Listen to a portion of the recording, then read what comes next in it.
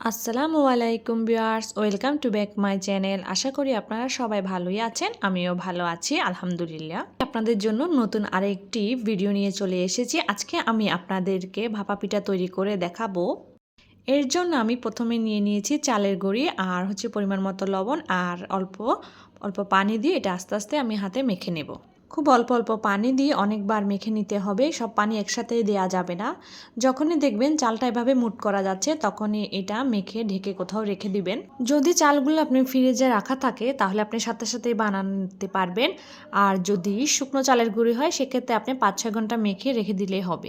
আমি চালগুলোকে রাতে মেখে রেখেছিলাম, তো সকালবেলা আমি বের করেই এটাকে একটা বড় ছিদ্রযুক্ত ঝাঁঝরি দিয়ে আমি চেলে নিচ্ছি। এতে পিঠাটা খুব সুন্দর মসৃণ হবে, খেতেও ভালো লাগবে। আপনাদের ভাইয়াও এসে বলছিল ও একটু মসৃণ এরকম পছন্দ করে কম, ও যেইভাবে খেতে চায় সেগুলো চালগুলো একটু দানা দানা থাকবে, তো সেটা বুঝাচ্ছি কিভাবে করব।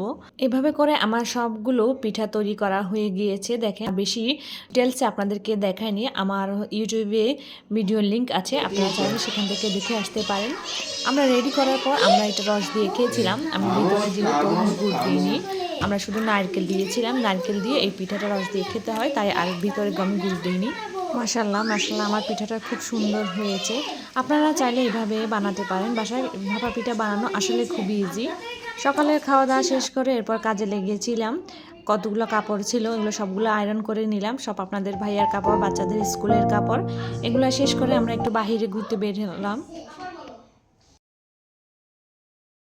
বাহিরে গিয়ে একটু ঘোরাঘুরি করার পরেই আমরা রিগেলের ফার্নিচারের শোরুমে ঢুকেছিলাম। আমরা কিছু ফার্নিচার দেখছি, ঘুরে ঘুরে ওদের ফার্নিচারগুলো দেখছিলাম। ওদের কালেকশন আমার খুব ভালো লেগেছে।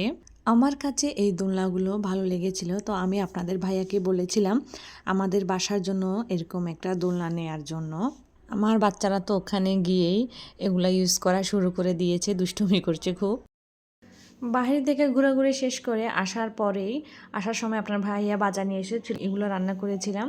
এই পালং শাক যে আমার এক বান্ধবী দিয়েছিল, আর যে খাইসা ফুনি দিয়ে এনে, খাইসা চট্টগ্রামের ভাষায় যেটা বলে, আর ছিল মরিচ খোলা। এগুলা আপনাদের ভাইয়ার সবই পছন্দের খাবার, তো মানে আমি ভারী কিছু রান্না করি না, সবসময় হালকা পাতলা কিছু রান্না করার চেষ্টা করি। আপনাদের কাদের আর এরকম ফুনি দিয়ে খাইসা পছন্দ সেটা কমেন্ট বক্সে কমেন্ট করে জানাবেন। আমরা আমাদের দুপুরের খাওয়া দাওয়া শেষ করে নিচ্ছি, আর ছিল গতকালকের বেঁচে যাওয়া অবশিষ্ট মাছ তরকারি। এরপর আমরা চলে যাব বিকালবেলা একটু ঘোরাফেরা করতে বাচ্চাদেরকে নিয়ে।